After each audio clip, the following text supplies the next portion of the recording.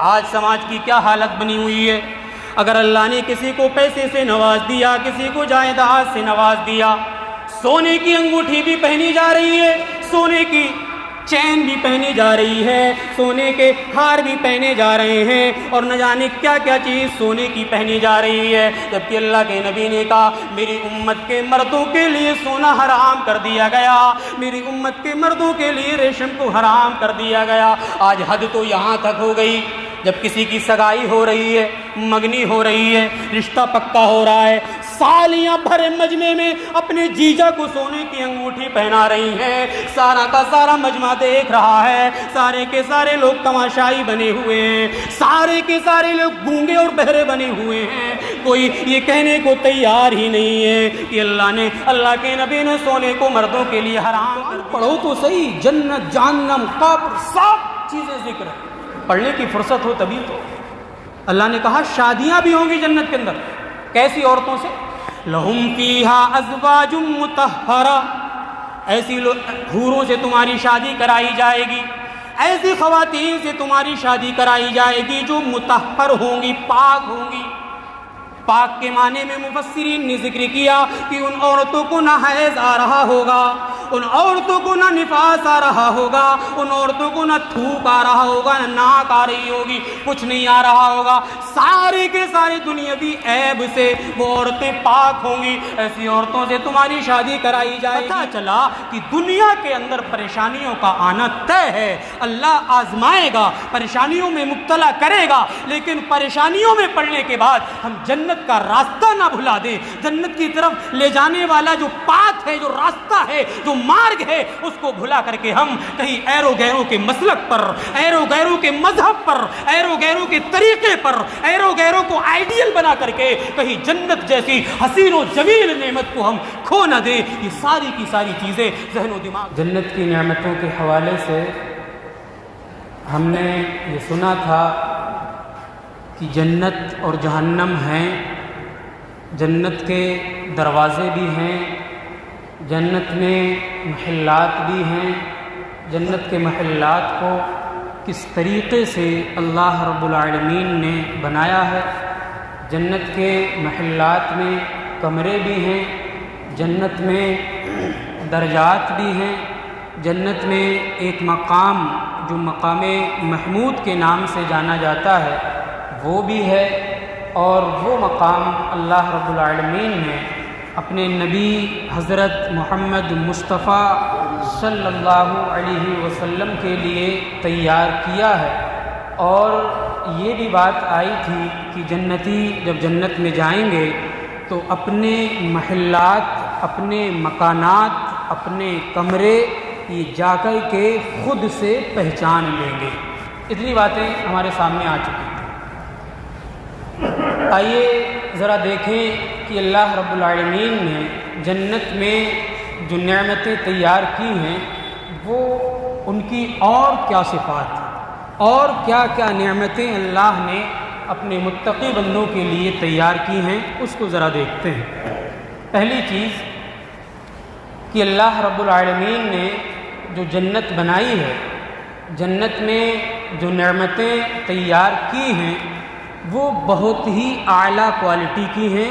کسی بھی آنکھ نے ان کو دیکھا نہیں ہے, کسی بھی کان نے ان کی اصلی ہیئت کے بارے میں سنا نہیں ہے, اور انسان کے کسی بھی دل میں خیال تک پیدا نہیں ہوتا کہ حقیقت میں اللہ نے جو جنت تیار کی ہے وہ ہے کیسے. کیونکہ اللہ نے خود کہا کہ ہم نے چھپا کر کے رکھا. اللہ جس چیز کو چھپا لے تو کس کی مجال ہے کہ وہ دیکھ لے. اللہ جس چیز کو پردے میں رکھے تو کس کی مجال ہے کہ کسی کے دل میں یہ خیال پیدا ہو جائے کہ وہ چیز ہے کیسی. جب وہ پردے میں ہے تو ظاہر سی بات ہے اللہ رب العالمین نے اس کو پردے میں رکھا ہے, تو انسان ہونے کی حیثیت سے ہمارے دل میں خیال تک نہیں آ سکتا. سورہ سجدہ میں جو جمعے کے دن پڑھی جاتی ہے اس میں اللہ رب العالمین نے ایک آیت ذکر کی, اسی میں فرمایا فَلَا تَعْلَمُ نَفْسٌ مَّا أُخْفِيَ لَهُم مِّن قُرَّةِ أَعْيُنٍ. اے میرے بندو, ہم نے تمہاری آنکھوں کی ٹھنڈک کے لیے جو کچھ چھپا کر کے رکھا ہے وہ تم نہیں جانتے. جنت میں کیا کیا نعمتیں ہم نے تیار کر کے رکھی ہیں، ان کی اصلی ہیئت کیا ہے، ان کی اصلی شکل کیا ہے، ان کی اصل صورت کیا ہے، یہ تم نہیں جانتے، کیونکہ ہم نے ان ساری کی ساری چیزوں کو پردے میں رکھا ہے۔ جب اللہ تعالیٰ نے ان ساری نعمتوں کو پردے میں رکھا تو انسان کی کیا مجال ہے کہ اس کے دل میں خیال پیدا ہو جائے۔ آج کل جو جنت کے حوالے سے یا جنت میں 72 حوروں کے حوالے سے جو چیمے گوئیاں کرتے ہیں نا، وہ اسی لیے کرتے ہیں کہ ان کا ذہن شیطانی ہوتا ہے۔ انسانی ذہن میں تو تصور پیدا ہو ہی نہیں سکتا کہ جنت کی نعمتیں ہیں کیسے۔ ایک حدیث قدسی کے اندر اللہ کے نبی صلی اللہ علیہ وسلم کہتے ہیں کہ اللہ رب العالمین نے فرمایا، اعددت لعبادی الصالحین، میں نے اپنے نیک بندوں کے لیے جنت تیار کی ہے۔ جو جنت تیار کی ہے، جو جنت کی نعمتیں تیار کی ہیں، اس کے بارے میں اللہ تعالیٰ فرماتا ہے، ما لا عین رأت، کسی بھی آنکھ نے اس جنت کی نعمتوں کو دیکھا نہیں ہے، ولا اذن سمعت، کسی بھی انسان کے کان نے جنت کی اصلی شکل و صورت کے بارے میں سنا ہی نہیں ہے۔ آنکھ کا دیکھنا، کان کا سننا تو بہت دور کی بات ہے، ولا خطر علی قلب بشر، کسی بھی انسان کے دل میں خیال بھی پیدا نہیں ہو سکتا۔ تو اتنی زبردست، اتنی خوبصورت وہ جنت ہے، اس جنت کی نعمتیں ہیں کہ اللہ رب العالمین نے خود تیار کی ہے۔ انسان کو وہ چیزیں بہت محبوب ہوتی ہیں جس میں انسان خود سے ایکٹیویٹی کر کے کوئی چیز کریٹ کرے، کوئی چیز بنائے۔ مثال کے طور پہ کھانا ہی لے لو، عورتوں کا بنایا ہوا، بیویوں کا بنایا ہوا، لڑکیوں کا بنایا ہوا، گھر کی عورتوں کا بنایا ہوا جلدی لوگوں کو پسند نہیں آتا ہے۔ اور اگر کسی کو خود سے کھانا بنانا آ جائے، کوئی آئٹم بنانا آ جائے، جب وہ بناتا ہے تو 4 لوگوں میں بتاتا ہے کہ آج میں نے یہ بنایا۔ کیوں؟ اس کو جو اندر سے خوشی ہوتی ہے کہ اس چیز کا بنانے والا میں ہوں، میں نے یہ تیار کی ہے، اور جنت اللہ نے خود بنائی ہے۔ تو سمجھ لیجیے کتنی اعلیٰ، کتنی عرفہ، کتنی خوبصورت وہ ہوگی۔ اور ایک چیز اور یاد رکھیے، جنت کو اللہ نے اپنے ہاتھ سے پیدا کیا ہے۔ پوری دنیا کے اندر 4 چیزیں صرف ایسی ہیں جس کو اللہ نے اپنے ہاتھ سے بنایا ہے، اس کے علاوہ جتنی بھی چیزیں ہوئی ہیں وہ اللہ کے حکم سے ہوئی ہیں۔ ایک حدیث کے اندر صحیح مسلم کی شرط پر ایک حدیث ملتی ہے، حضرت عبداللہ ابن عمر رضی اللہ تعالیٰ عنہما کہتے ہیں، اللہ رب العالمین نے 4 چیزوں کو اپنے ہاتھ سے پیدا کیا ہے۔ 4 چیزوں کے علاوہ جتنی بھی ساری کی ساری چیزیں ہیں، وہ ساری کی ساری چیزیں اللہ کے حکم سے پیدا ہوئی ہیں، لیکن 4 چیزیں ایسی ہیں جو اللہ نے اپنے ہاتھ سے بنائی ہیں۔ پہلی چیز العرش، اللہ نے اپنے عرش کو اپنے ہاتھ سے بنایا ہے۔ کس طریقے کا وہ عرش ہے، کس طریقے کی وہ کرسی ہے، کس طریقے کی حیت کی وہ اللہ نے اپنے عرش کو بنایا، کوئی نہیں جانتا اس کی اصلی شکل و صورت کیا ہے۔ اسی لیے اللہ نے کہا کہ میں نے عرش کو اپنے ہاتھ سے بنایا ہے۔ والقلم، قلم کو بھی میں نے اپنے ہاتھ سے پیدا کیا۔ وآدم، آدم کو بھی میں نے اپنے ہاتھ سے پیدا کیا۔ وجنت عدن، جنت کو بھی میں نے اپنے ہاتھ سے پیدا کیا۔ یہ 4 چیزیں ایسی ہیں جو میرے ہاتھ سے بنائی گئی ہیں۔ پھر فرمایا اس کے علاوہ جتنی بھی ساری کی ساری دنیا کی چیزیں ہیں وہ ساری اللہ کے حکم سے ہوئی ہیں۔ اللہ نے فرمایا کن، ہو جاؤ، فکان، تو وہ ہو گئی۔ 4 چیزیں صرف اللہ نے اپنے ہاتھ سے بنائی ہیں، اور دنیا میں جتنی بھی چیزیں ہمیں نظر آ رہی ہیں وہ ساری کی ساری چیزیں اللہ کے حکم سے بنی ہیں۔ تو جب جنت کو اللہ نے اپنے ہاتھ سے بنایا ہے تو سمجھ لیجیے کہ وہ کتنی خوبصورت ہے۔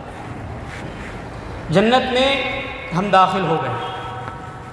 جنت میں جانے کے لیے جب جنتی محلات میں، جنت کے کمروں میں جائیں گے تو جنتی لباس بھی ہونا چاہیے۔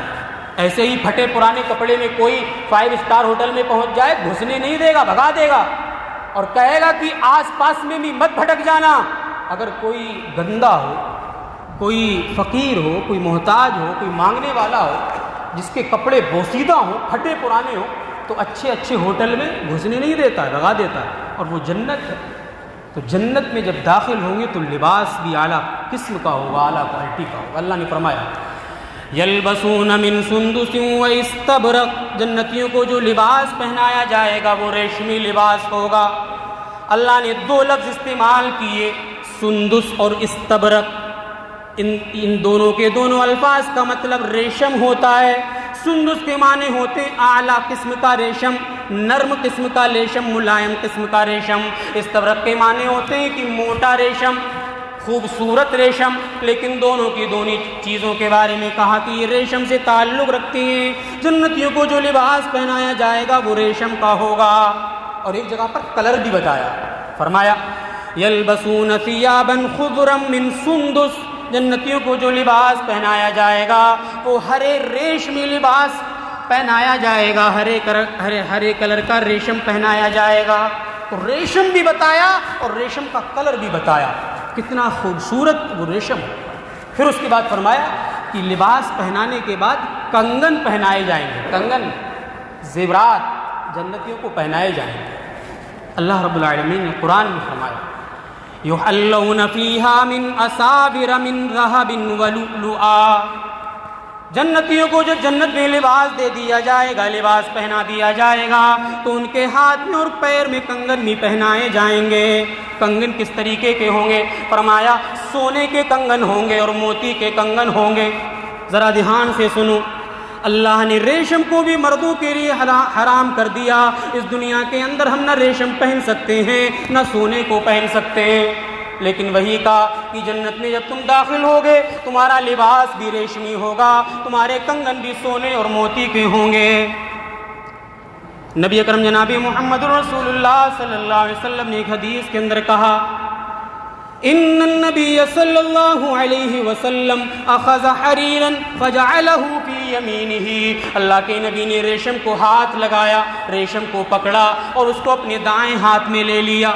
وَأَخَذَ ذَهَبًا فَجَعَلَهُ فِي شِمَالِهِ، اللہ کے نبی نے سونے کو ہاتھ لگایا، سونے کو بھی اپنے بائیں ہاتھ میں لے لیا اور دونوں چیزیں ہاتھ میں لے کر کے صحابہ سے کہا دائیں ہاتھ میں ریشم ہے، بائیں ہاتھ میں سونا ہے۔ اللہ کے نبی صحابہ کے مجمع میں بیان فرما رہے ہیں، اے صحابہ سنو، ان ھذین حرام علی ذکور امتی، یہ دونوں کی دونوں چیزیں میری امت کے مردوں پر حرام ہیں۔ میری امت کا مرد نہ ریشم استعمال کر سکتا ہے نہ سونا استعمال کر سکتا ہے۔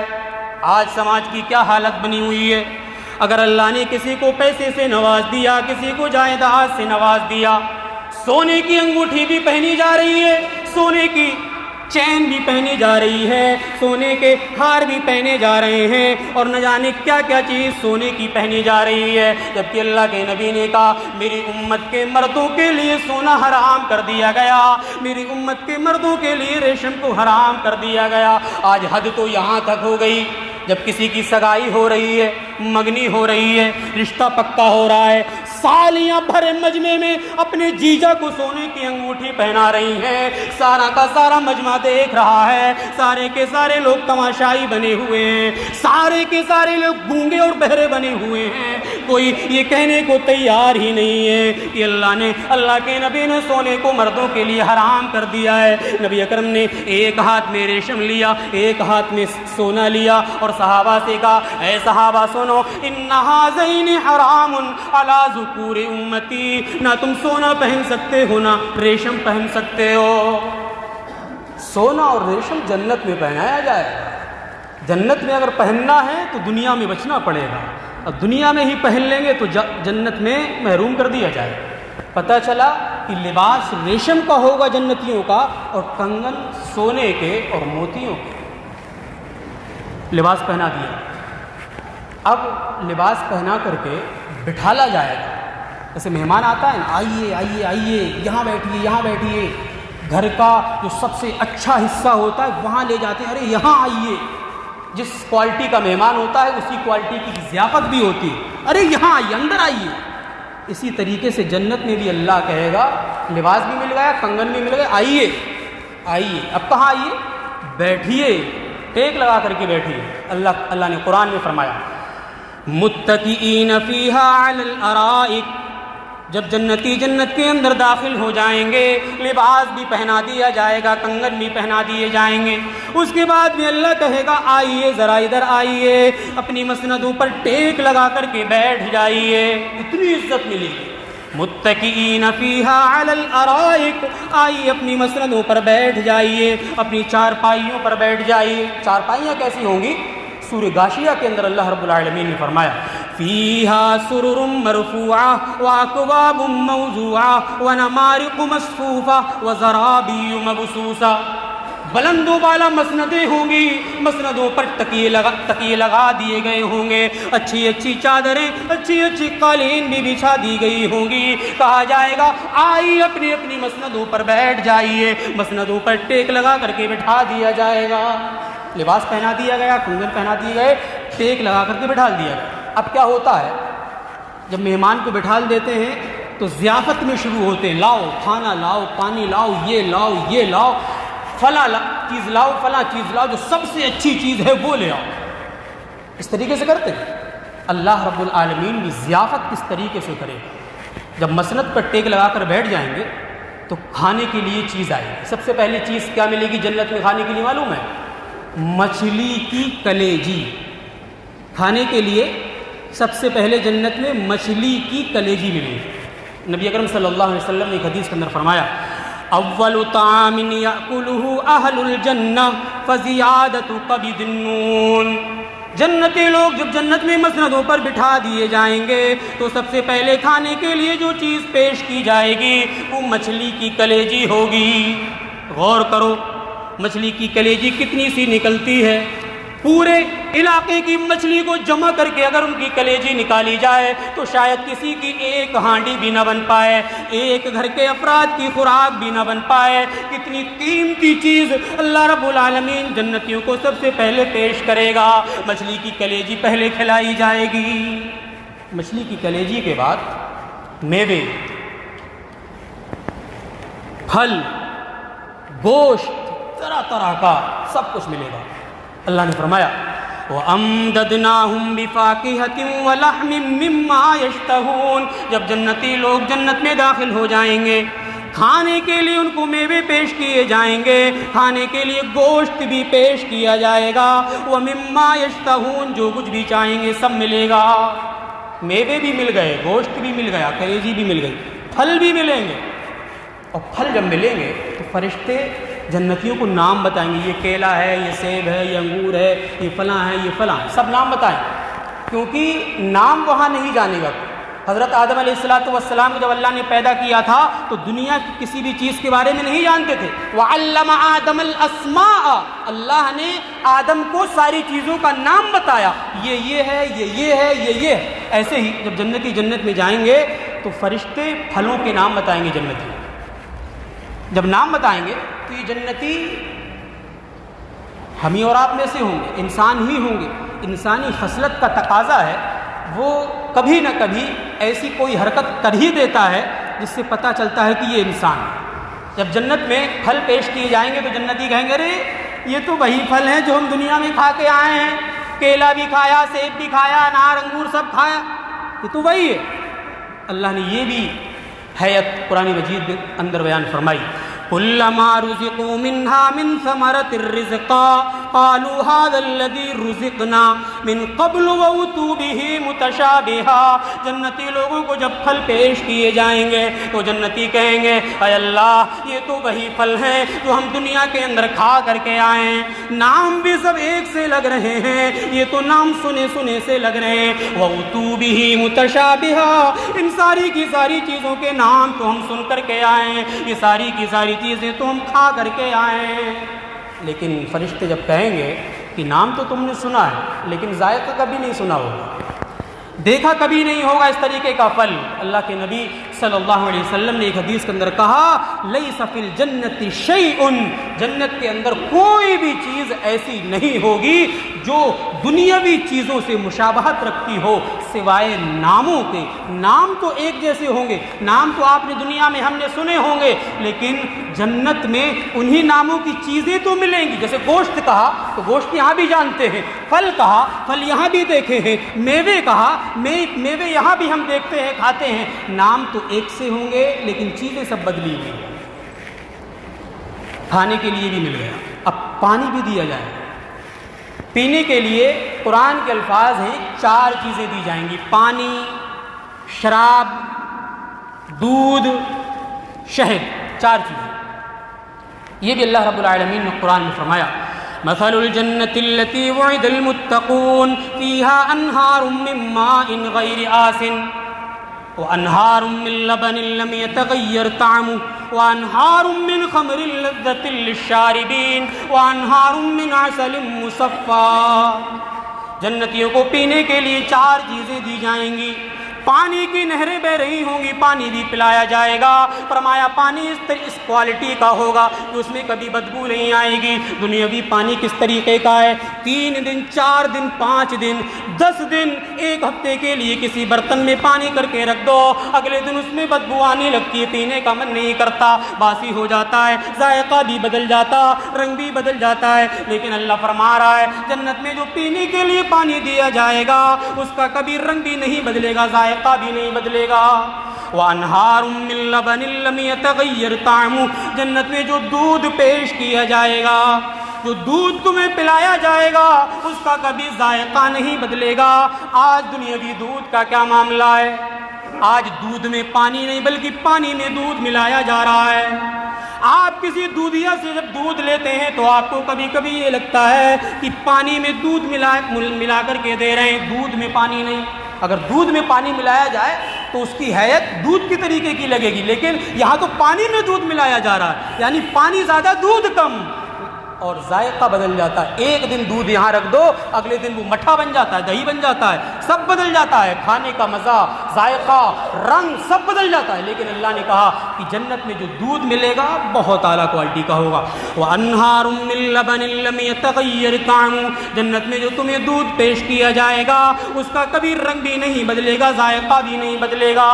وَأَنْهَارٌ مِّن خَمْرٍ لَذَّةٍ لِّلشَّارِبِينَ. اور تمہیں پینے کے لیے شراب بھی دی جائے گی بہت اعلیٰ کوالٹی کی. دنیاوی شراب نہیں، آدمی پی لیتا ہے کچڑے میں پڑا ہوا ہے، نالی میں پڑا ہوا ہے، روڈ پر پڑا ہوا ہے، اسے پتہ ہی نہیں ہم کیا ہیں، کون ہیں، کیسے ہیں.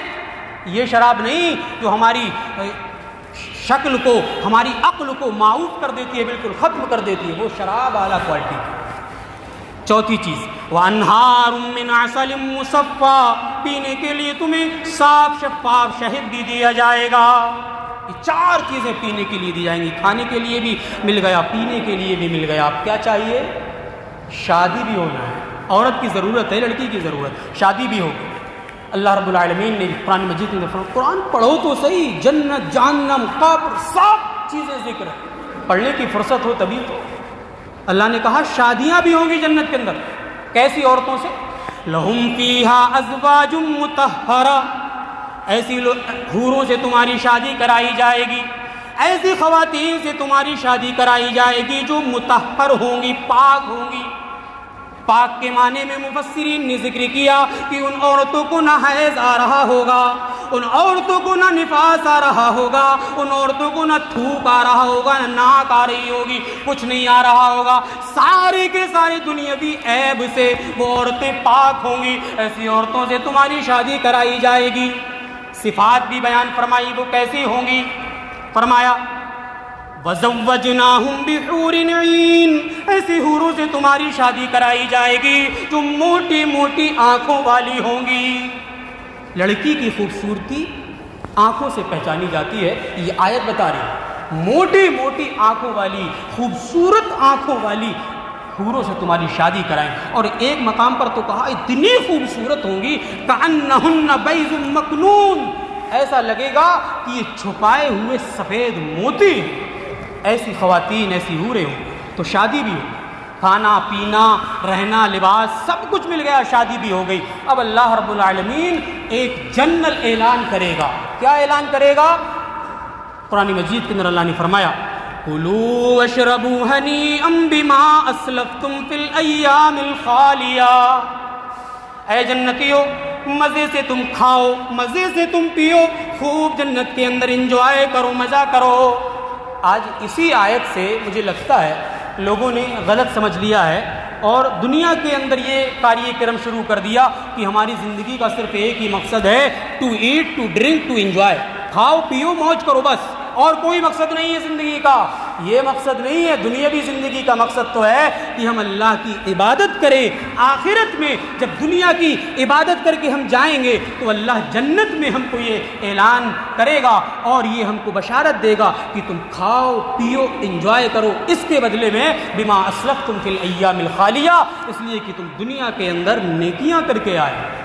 تو یہاں اس آیت کو سامنے رکھ کر کے اپنی زندگی کا مقصد حیات نہ بدل دیں، بلکہ اللہ کی عبادت کے لیے ہمیں دنیا میں بھیجا گیا ہے.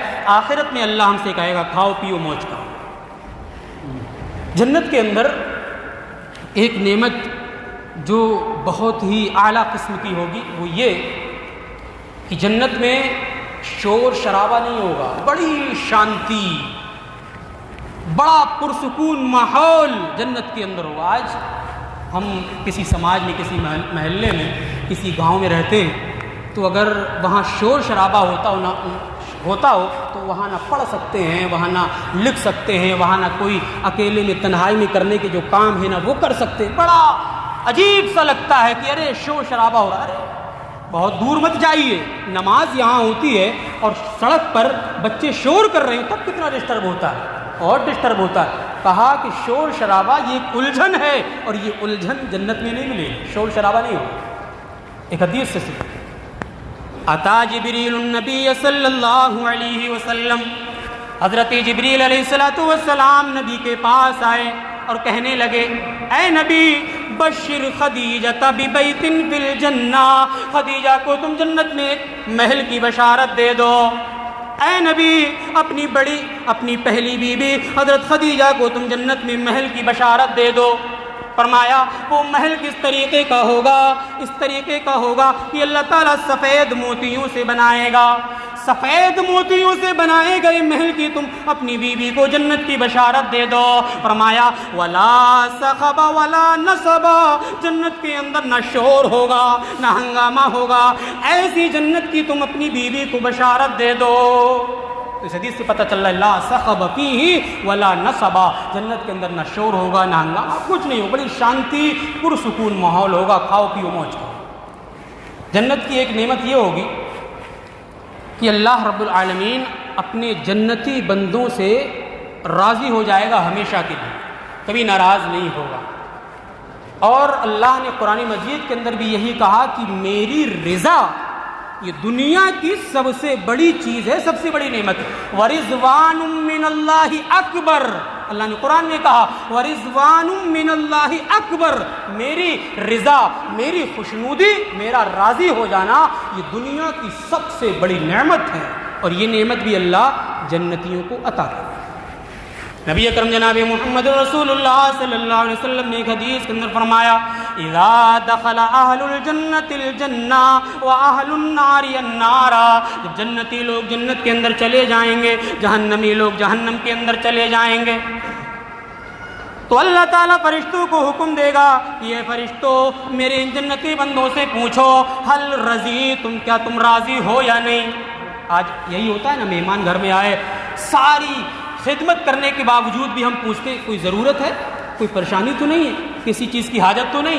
اللہ تعالیٰ جنتیوں سے بھی یہی کہے گا حل رضیتم، راضی ہو نہیں، خوش ہو جنت کے اندر یا نہیں، کوئی اور ضرورت تو نہیں ہے.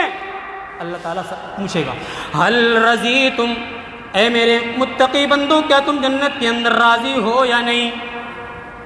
جنتی لوگ کہیں گے اللہ ما لنا لا نرضا، ہم راضی کیوں نہیں ہوں گے، اب تو نے تو ہمیں وہ نعمتیں عطا کر دی ہیں جو ہم سے پہلے کسی بھی مخلوق کو عطا نہیں کی تھی. جنت کے محلات بھی مل گئے، جنت میں کمرے بھی مل گئے، جنتی لباس بھی مل گیا، جنتی کھانا بھی مل گیا، ساری کی ساری چیزیں تو نے ہمیں عطا کر دی. ما لنا لا نرضا، اے اللہ ہم راضی کیوں نہیں ہوں گے، ہم خوش کیوں نہیں ہوں گے. اس کے بعد اللہ کہے گا کیا میں تمہیں ایک اور نعمت عطا نہ کر دوں جو ان سے بھی افضل ہے، ان سے بھی بڑی ہے. جنتی کہیں گے اے اللہ کون سی ایسی نعمت ہے جو ان چیزوں سے بھی افضل ہے جو تو نے ہمیں عطا کری تھی. اللہ رب العالمین جنتیوں سے جب یہ کہے گا جنتی سوال کریں گے اے اللہ ساری کی ساری چیزیں تو مل گئیں، تو نے ہمیں معاف بھی کر دیا، تو نے ہمارے نام اعمال کو بھاری بھی کر دیا، ہمارے چہروں کو روشن بھی کر دیا، تو نے ہمیں جہنم سے بھی بچا لیا، اس سے بھی افضل کون سی نعمت ہے؟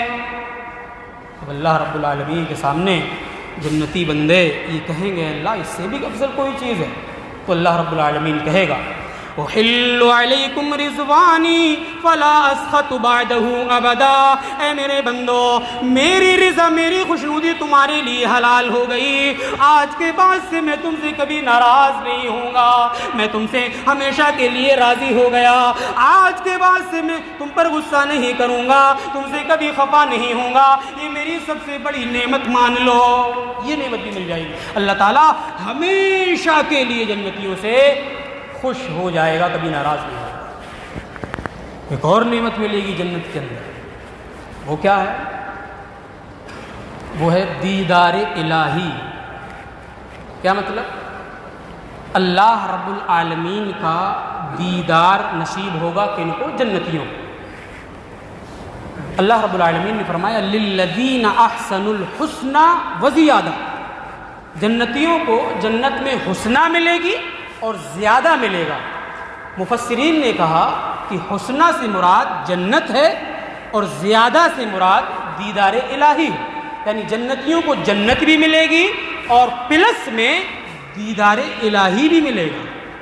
یہ دیدار الہی اللہ رب العالمین کا دیدار صرف جنتیوں کو نصیب ہوگا اور سب سے آخر میں ہوگا، اور دیدار الہی سب سے بڑی نعمت ہے۔ نبی اکرم صلی اللہ علیہ وسلم نے حدیث کے اندر فرمایا جب جنتی لوگ جنت کے اندر چلے جائیں گے، ایک منادی آئے گا، آواز لگانے والا فرشتہ آئے گا، فرشتہ جنتیوں سے کہے گا اے جنتیوں کیا اللہ تعالیٰ نے تم سے جو وعدہ کیا تھا وہ ساری کی ساری چیزیں مل گئیں یا نہیں مل گئیں؟ یہ جو پڑھ کر کے سنایا جاتا ہے نا، یہ سمجھ لیجیے اللہ نے ہم سے وعدہ کیا ہے۔ فرشتہ پوچھے گا جو تم سے وعدے کیے گئے تھے یا جو وعدے تمہیں پڑھ کر کے سنائے گئے تھے وہ سب مل گیا؟ پوچھے گا فرشتہ اے جنتیوں اللہ نے تم سے دنیا کے اندر جو جو چیزیں دینے کا وعدہ کیا تھا وہ ساری کی ساری چیزیں مل گئیں یا نہیں، یا اس کے علاوہ کسی اور چیز کی بھی حاجت ہے؟ جنتی کہیں گے اے فرشتے ہمیں وہ ساری کی ساری چیزیں عطا کر دی گئیں جو اللہ تعالیٰ نے ہم سے وعدے کے طور پر لی تھی، ہم سے اللہ تعالیٰ نے جو کچھ کہا تھا وہ ساری کی ساری چیزیں ہمیں دے دی گئیں، جہنم سے بچا لیا گیا، جنت میں داخل کر دیا گیا، ہمارے چہروں کو روشن بھی کر دیا گیا۔ فرشتہ کہے گا اللہ تعالیٰ نے کہا کہ اس کے علاوہ بھی تمہیں کوئی چیز اور عطا کی جائے گی۔ جنتی پھر سے وہی کہیں گے اے اللہ اب کون سی چیز باقی رہ گئی؟ ساری چیزیں تو مل گئی ہیں۔ اتنے میں کیا ہوگا؟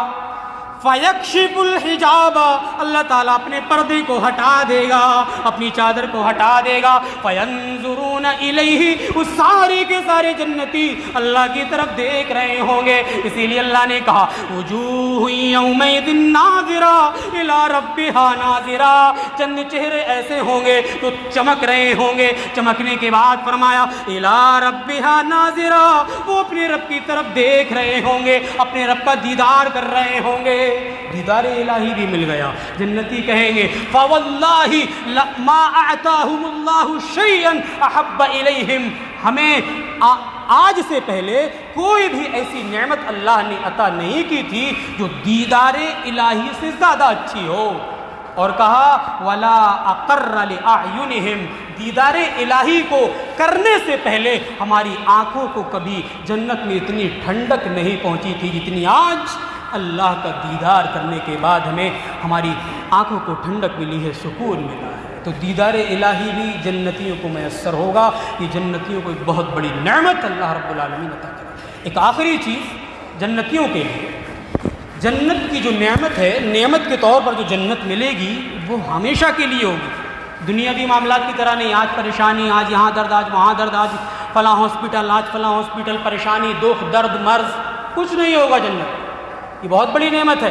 دنیا میں ہم رہتے ہیں، پریشانیاں اس وقت تک ختم نہیں ہوتی جب تک مر نہیں جاتے، لیکن جنت میں کہا نہ کوئی بیماری ہوگی، نہ کوئی پریشانی ہوگی، کچھ نہیں ہوگا، ہمیشہ کی جنت ہوگی، ہمیشہ، کبھی نکالا بھی نہیں جائے گا۔ نبی کریم صلی اللہ علیہ وسلم کہتے ہیں کہ اللہ رب العالمین نے حدیث قدسی کے اندر فرمایا، یا اہل الجنہ، اے جنتیوں، آواز لگانے والا فرشتہ آواز لگائے گا، جنتیوں کو خوشخبری دینے کے لیے آئے گا، یا اہل الجنہ، اے جنتیوں سنو، تمہارے لیے چار خوشخبریاں ہیں، 4 خوشخبریاں سن لو، اس کے بعد تم ہمیشہ انجوائے کرو۔ پہلی چیز فرمائی، ان لکم ان تصحوا فلا تسقموا ابدا، تم جنت کے اندر ہمیشہ صحیح سلامت رہو گے، ہمیشہ صحت مند رہو گے، فلا تسقموا ابدا، کبھی بیمار نہیں ہوگے، کبھی بیماری تمہیں نہیں چھوئے گی، کبھی پریشان نہیں ہوگے، کوئی بھی مرض تمہیں آ کر کے نہیں چھوئے گا۔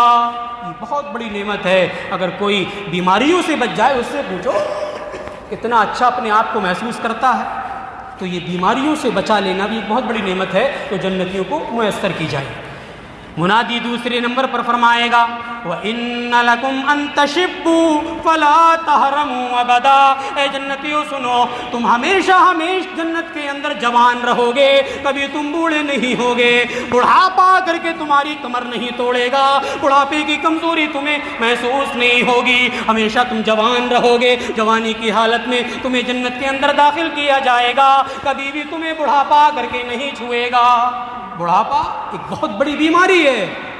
بوڑھے لوگوں سے پوچھو، جب وہ زیادہ پریشان ہو جاتے ہیں، ان کے ماں باپ، ان کے بچے، ان کی بیٹیاں، ان کے پوتے نواسے نواسیاں سب ان سے الگ ہو جاتے ہیں، ارے بوڑھا ہے، پریشان کرتا رہتا ہے۔ اسی لیے کہا کہ بڑھاپا ایک بیماری ہے، اور یہ بیماری بھی جنت کے اندر جنتیوں کو لاحق نہیں ہوگی۔ تیسری نعمت فرمائی، وَإِنَّ لَكُمْ أَن تَنْعَمُوا فَلَا تَبْأَسُوا أَبَدًا، اے جنتیوں تم ہمیشہ جنت کے اندر خوش رہو گے، کبھی تمہیں بوریت محسوس نہیں ہوگی۔ دنیا کے اندر آج ہم ایک مکان میں رہتے ہیں، ایک گھر میں رہتے ہیں، ایک شہر میں رہتے ہیں، یا پھر کسی ایک جگہ ٹہلنے کے لیے جا چکے ہوتے ہیں تو دوبارہ اس جگہ جانے کا من نہیں کرتا، بوریت لگتی ہے، ارے یہ تو دیکھ لیا ہے، ارے یہاں تو جا چکے ہیں، ارے یہاں تو فوٹو بھی لے لیا ہے، یہاں جانے کے لیے من نہیں کرتا۔ لیکن اللہ تعالیٰ فرما رہا ہے کبھی جنت کے اندر تمہیں بوریت نہیں ہوگی، ہمیشہ خوش و خرم رہو گے۔ چوتھی نعمت جو آخری نعمت ہوگی، اللہ منادی آ کر کے کہے گا، وَإِنَّ لَكُمْ أَن تَحْيَوْا فَلَا تَمُوتُوا أَبَدًا، اے جنتیوں آخری نعمت کے طور پر سن لو، سب سے بڑی نعمت کے طور پر سن لو، تم جنت کے اندر ہمیشہ رہو گے، کبھی تمہیں موت نہیں آئے گی، کبھی تم جنت کے اندر مرو گے نہیں، ہمیشہ کے لیے تمہیں جنت میں بھیج دیا گیا ہے۔ کتنی بڑی بڑی نعمتیں جنتیوں کو میسر ہوں گی، کبھی موت نہیں آئے گی، کوئی بیماری نہیں آئے گی، بڑھاپا نہیں آئے گا، کوئی پریشانی نہیں چھوئے گی، یہ سب نعمتیں جنتیوں کو ملے گی۔ پتہ چلا کہ دنیا کے اندر پریشانیوں کا آنا طے ہے، اللہ آزمائے گا، پریشانیوں میں مبتلا کرے گا، لیکن پریشانیوں میں پڑنے کے بعد ہم جنت کا راستہ نہ بھلا دیں، جنت کی طرف لے جانے والا جو پاتھ ہے، جو راستہ ہے، جو مارگ ہے، اس کو بھلا کر کے ہم کہیں ایرو گیرو کے مسلک پر، ایرو گیرو کے مذہب پر، ایرو گیرو کے طریقے پر، ایرو گیرو کو آئیڈیل بنا کر کے کہیں جنت جیسی حسین و جمیل نعمت کو ہم کھو نہ دیں۔ یہ ساری کی ساری چیزیں ذہن و دماغ میں رکھیں کہ جنت اللہ رب العالمین نے متقیوں کے لیے تیار کی، اتنی حسین و جمیل جنت کی ہم تصور نہیں کر سکتے، سوچ نہیں سکتے، اتنی اعلیٰ قسم کی نعمتیں جنت کے اندر ہوں گی۔ اب بھی اگر ہمارے دلوں میں جذبہ پیدا نہ ہو جنت میں جانے کے لیے اعمال کرنے کا، تو میں سمجھتا ہوں کہ ہماری ایمان میں کمزوری ہے۔ جنت کی نعمتیں سننے کے بعد دلوں میں جذبے کا پیدا ہو جانا ایمانی علامت ہے، ایک مسلمان کے دلی فطرت ہے۔ اس لیے ہم اپنے دلوں میں جنت کا لالچ پیدا کریں، جنت میں لے جانے والے جو اعمال ہیں وہ بھی انشاءاللہ آگے کے خطبے میں آئیں گے۔ بس ضرورت اس بات کی ہے کہ ہم جنت کے لیے تیاری کریں، جنت کی طرف لے جانے والا جو راستہ ہے اس کو اپنائے رکھیں، پکڑے رکھیں، اس کو ہاتھ سے جانے نہ دیں۔ اللہ رب العالمین ہم سب کو جنت کی تیاری کرنے کی توفیق عطا فرمائے، ہم سب کو جنت الفردوس میں تو جگہ نصیب فرمانا۔